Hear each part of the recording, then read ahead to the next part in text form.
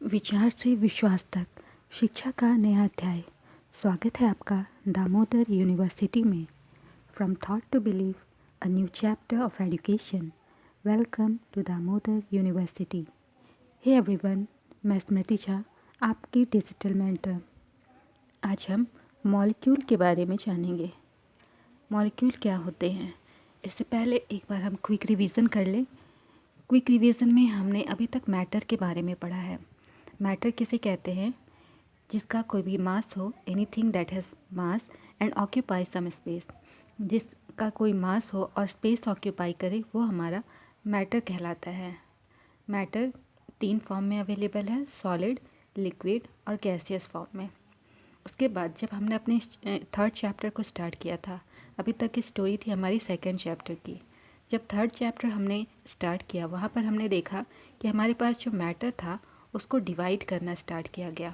Matter को जब divide किया गया तो एक ऐसा स्टेज आया जहाँ पर कि फर्दर डिवीज़न पॉसिबल नहीं हो पाया। उस स्टेज में हमारे पास में जो मैटर का जो पार्टिकल था, उस पार्टिकल को एक नाम दिया गया था एटम। अब हमारे पास में मॉलिक्यूल की कहानी शुरू होगी। एटम के बारे में हम जान गए, अब देखते हैं मॉलिक्यूल क्या होता है। जैसा कि हम पहले भी पढ़ चुके हैं, पहले भी मैंने बताया था कि मॉलिक्यूल क्या होता है। एटम्स को कंबाइन करने से मॉलिक्यूल का फॉर्मेशन होता है। तो हमारा जो एटम है, ये ज़रूरी नहीं है कि अकेले एग्जिस्ट करे। अकेले एग्जिस्ट करता है तो हमारे पास में जिस टाइप का मॉलिक्यूल बनेगा उसका कुछ और नाम होगा, लेकिन जनरली हमारा जो एटम होता है वो कंबाइंड फेज में एग्जिस्ट करता है। तो इस केस में हमारे मॉलिक्यूल का नाम कुछ और होगा। क्या होगा वो हम आगे देखेंगे। तो आइए स्टडी करते हैं। सबसे पहले रीड करते हैं अपनी एनसीईआरटी को। What is a molecule? A molecule is in general a group of 2 or more atoms that are chemically bonded together, that is tightly held together by attractive forces। जैसा कि मैंने बताया कि मॉलिक्यूल क्या होता है?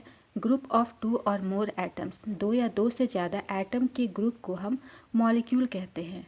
और ये जो हमारे एटम्स होते हैं, जब ये मॉलिक्यूल बनाते हैं तो ये एटम्स के बीच में जो बॉन्डिंग होती है वो केमिकली बॉन्डिंग होती है, केमिकली बॉन्डेड होते हैं और काफ़ी टाइटली ये बॉन्डेड होते हैं। और ये जो बॉन्डिंग होती है अट्रैक्टिव फोर्सेस के थ्रू होती है।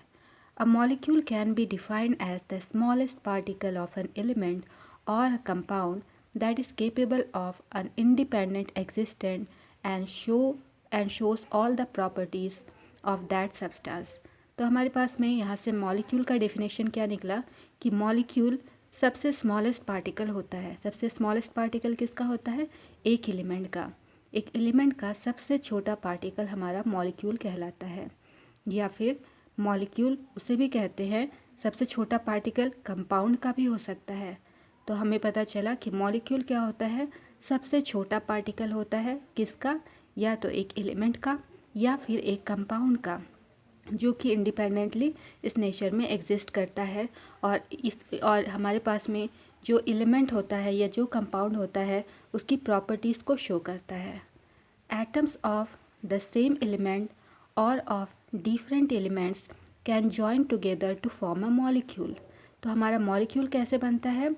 Same element, atoms of same element और of different elements can join together to form a molecule. या तो सेम एलिमेंट से बनेगा या फिर डिफरेंट एलिमेंट के कॉम्बिनेशन से मॉलिक्यूल का फॉर्मेशन होगा। नाउ अब सेम एलिमेंट से बनेगा तो मॉलिक्यूल को क्या कहेंगे, और डिफरेंट एलिमेंट से बनेगा तो मॉलिक्यूल को क्या कहते हैं?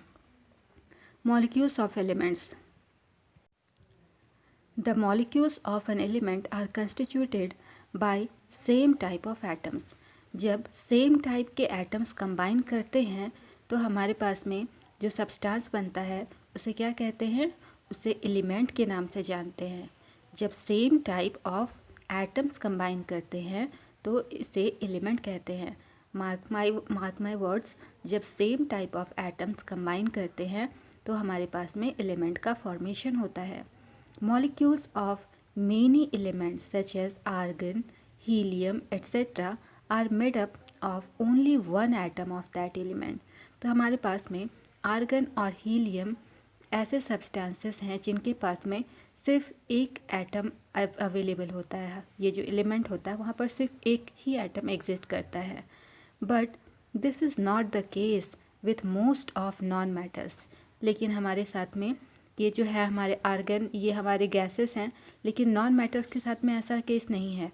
नॉन मैटर में क्या होता है कि सिंगल एटम एग्जिस्ट नहीं करता है, यहाँ पर एटम्स कंबाइन करते हैं। For example, a molecule of oxygen consist of 2 atoms of oxygen and hence it is known as diatomic molecule। तो हमारे पास में जो ऑक्सीजन है, ऑक्सीजन के लिए आप जब फॉर्मूला लिखते हैं तो O के साथ में आप 2 लिखते हैं, यह है O2। तो इसका मतलब क्या है कि ऑक्सीजन में 2 एटम्स है, ऑक्सीजन में 2 एटम्स है, यानी 2 एटम के कॉम्बिनेशन से हमारा ऑक्सीजन बनता है। तो हमारा एटम अकेला भी हो सकता है या फिर कंबाइन फॉर्म में भी हो सकता है। जब अकेला होगा तो उसे मोनोएटमिक मॉलिक्यूल कहेंगे, और जब कंबाइंड फॉर्म में 2 एटम साथ में कंबाइन करेगा तो उस केस में मॉलिक्यूल का नाम क्या होगा, diatomic molecule. If 3 atoms of oxygen unite into a molecule instead of the usual 2, we get ozone। तो अगर अब तक हमने पढ़ा अकेला एटम था, फिर उसके बाद में 2 एटम कंबाइन किए, अब है कि 3 एटम अगर कंबाइन करेंगे तो हमारे पास में जो सब्सटेंस बनेगा उसको हम ट्राई एटॉमिक कहते हैं। तो 3 एटम जब कंबाइन किए हैं ऑक्सीजन का, ये हमारा ऑक्सीजन है, ऑक्सीजन का 3 एटम कंबाइन हुआ है O3, तो हमारा ये जो सब्सटेंस बना O3 कहा गया, और ये हमारा ट्राई एटॉमिक मॉलिक्यूल है। The number of atoms constituting a molecule is known as atomicity. यहाँ से हमारे पास में एटॉमिसिटी का डेफिनेशन आया। एटॉमिसिटी क्या होती है, किसी मॉलिक्यूल में कितने एटम्स प्रेजेंट हैं वही उस मॉलिक्यूल की एटॉमिसिटी कहलाती है। The number of atoms constituting a molecule is known as its atomicity. किसी भी मॉलिक्यूल में कितने एटम्स प्रेजेंट हैं वही उस मॉलिक्यूल की एटॉमिसिटी होती है। Metals and some other elements such as carbon do not have a simple structure but consist of a very large and indefinite numbers of atoms bonded together। बहुत सारे metals हमारे पास में ऐसे हैं जिनका स्ट्रक्चर सिंपल नहीं है, यहाँ पर बहुत सारे एटम्स एक दूसरे के साथ में बॉन्डिंग बनाते हैं, एक दूसरे के साथ बॉन्ड बना करके कंबाइन करते हैं। Let us look at the atomicity of some non metals. तो हमारे पास में कुछ नॉन मैटर्स की एटॉमिसिटी दी गई है। एटॉमिसिटी क्या होता है, अभी हमने पढ़ा, the number of atoms constituting a molecule is known as its atomicity, यानी एक मॉलिक्यूल में कितना एटम प्रेजेंट है उसे ही हम एटॉमिसिटी कहते हैं। अब कुछ एलिमेंट्स के हम एटॉमिसिटी देख लेते हैं। हमारे पास में नॉन मैटर्स है आर्गन। आर्गन में सिर्फ एक ही एटम प्रेजेंट होता है। फॉर्मूला आर्गन के लिए क्या लिखते हैं, AR। तो एक एटम प्रेजेंट है इसके पास में, इसीलिए हम इसे मोनो एटमिक कहते हैं। उसी तरह से हीलियम है, हीलियम के लिए हम HE लिखते हैं। HE अकेला है तो यहाँ पर भी ये मोनो एटमिक है। क्यों मोनो एटमिक है, क्योंकि इसके पास सिर्फ एक ही एटम अवेलेबल है। नेक्स्ट है ऑक्सीजन।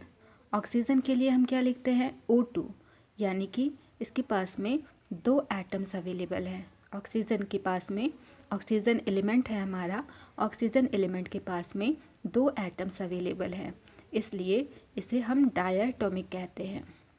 इसी तरह से हाइड्रोजन एक एलिमेंट है। हाइड्रोजन एलिमेंट में कितने एटम्स प्रेजेंट हैं, क्या फॉर्मूला लिखते हैं हाइड्रोजन के लिए, H2 लिखते हैं, यानी हाइड्रोजन एटम में, हाइड्रोजन एलिमेंट में 2 एटम्स अवेलेबल हैं, तो इसलिए इसकी एटॉमिसिटी होगी, हाइड्रोजन एटम की एटॉमिसिटी होगी डायटोमिक। नेक्स्ट है नाइट्रोजन। नाइट्रोजन एक एलिमेंट है। नाइट्रोजन के लिए फॉर्मूला क्या होता है, N2, यानी कि नाइट्रोजन में 2 एटम्स प्रेजेंट हैं। जब 2 एटम्स प्रेजेंट हैं तो 2 के लिए हम डाई का यूज़ करते हैं, इसीलिए नाइट्रोजन की एटॉमिसिटी हो गई डायटोमिक।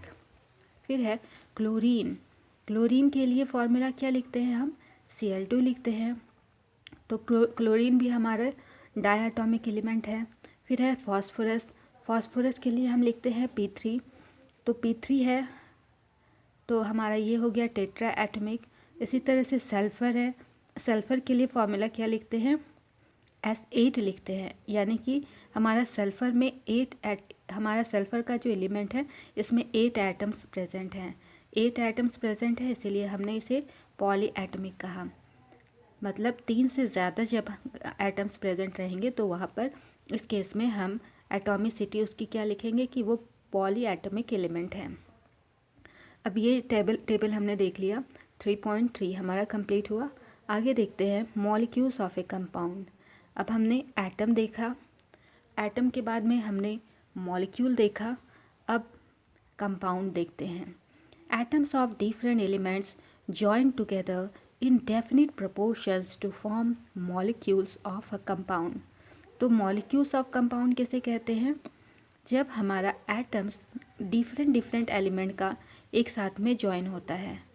जैसे हमारे पास में अभी हमने क्या देखा, मॉलिक्यूल ऑफ ए एलिमेंट में क्या हो रहा था कि सेम एटम कंबाइन हो रहा था, लेकिन कंपाउंड में क्या है, डिफरेंट एटम्स आपस में कंबाइन होंगे। जब डिफरेंट एटम्स आपस में कंबाइन होंगे तो वो क्या कहलाएंगे, कंपाउंड के मॉलिक्यूल्स। इसलिए कंपाउंड ऑफ ए मॉलिक्यूल क्या होता है, atoms of different elements join together in a definite proportion, और प्रपोर्शन भी डेफिनेट होना चाहिए। जैसे कि हमने वाटर पढ़ा था, वहाँ पर कितना था, 1 प्रपोर्शन उनका क्या था, 1:8 के प्रपोर्शन में वो हमेशा जहाँ भी मिलेंगे, चाहे कहीं से भी वाटर ले आओ, उनका प्रपोर्शन हमेशा 1:8 ही होगा। हमारा वाटर में क्या था, हाइड्रोजन और ऑक्सीजन एटम था, जहाँ पर हाइड्रोजन का कितना वैल्यू था, हाइड्रोजन के लिए क्या था 1 और ऑक्सीजन 8 अमाउंट में प्रेजेंट था, तो 1:8 के रेशियो में वो दोनों प्रेजेंट थे। तो प्रपोर्शन डेफिनेट होगा, चाहे आप अपने घर के नल का पानी लेकर के आओ, चाहे 7 समुंदर पार से पानी लेकर के आओ, हमेशा उनका प्रपोर्शन उतना ही होगा, यानी 1:8 के रेशियो में ही प्रेजेंट होंगे वो। तो atoms of different elements join together in definite proportions to form molecules of a compound. Few examples are given in table 3.4। अब कंपाउंड के कुछ एग्जाम्पल्स हमारे दिए हुए हैं, आइए टेबल 3.4 देखते हैं। ये है हमारा टेबल 3.4। इसमें क्या है, मॉलिक्यूल्स हमारे दिए हैं कंपाउंड के। कंपाउंड है हमारे पास में क्या, वाटर।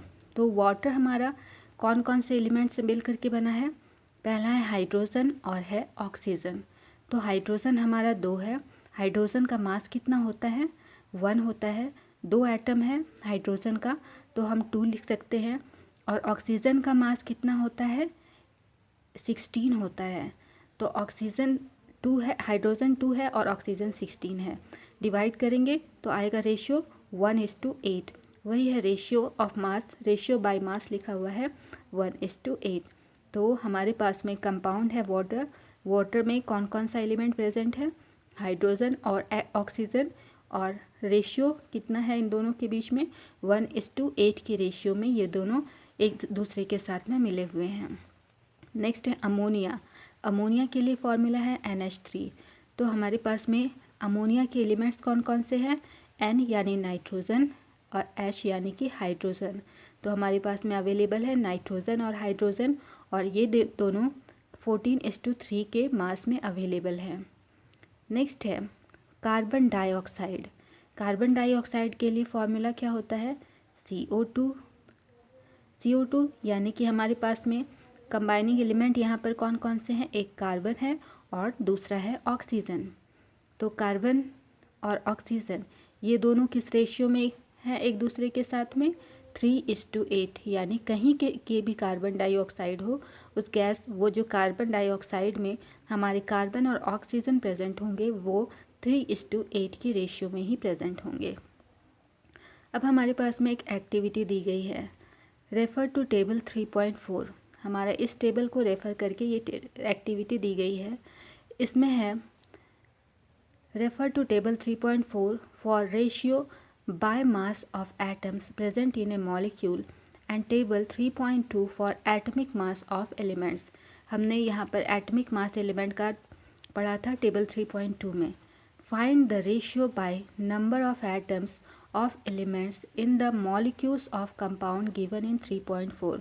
तो हमारे पास अभी जो टेबल 3.4 हमने देखा, यहाँ पर कितने मॉलिक्यूल्स कंबाइन कर रहे हैं, कैसे कंबाइन कर रहे हैं, उसे हमें फाइंड करना है, किस रेशियो में कर रहे हैं उसे हमें फाइंड करना है।